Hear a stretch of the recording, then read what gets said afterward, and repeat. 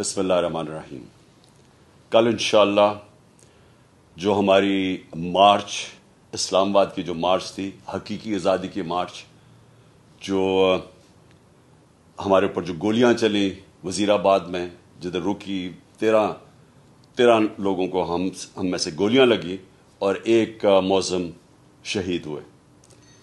کل انشاءاللہ اسی جگہ سے ہماری مارچ شروع ہو رہی ہے اور 4:30 بجے میں اپنے لوگوں سے، وزیر آباد کے لوگوں سے خطاب کروں گا. اور میں آج آپ سب کو کہنا چاہتا ہوں کہ دیکھیں، یہ جو حقیقی آزادی کی تحریک ہے، یہ آپ کے لیے، پاکستانیوں کے لیے. جو قوم آزاد نہیں ہوتی اس کی پرواز اوپر نہیں ہوتی. انصاف قوموں کو آزاد کرتا ہے، اور یہ اس وقت پاکستان بننے کے بعد سب سے اہم اس ملک کی حقیقی آزادی کی تحریک ہے. میں چاہتا ہوں سب آپ اس میں شرکت کریں. شکریہ.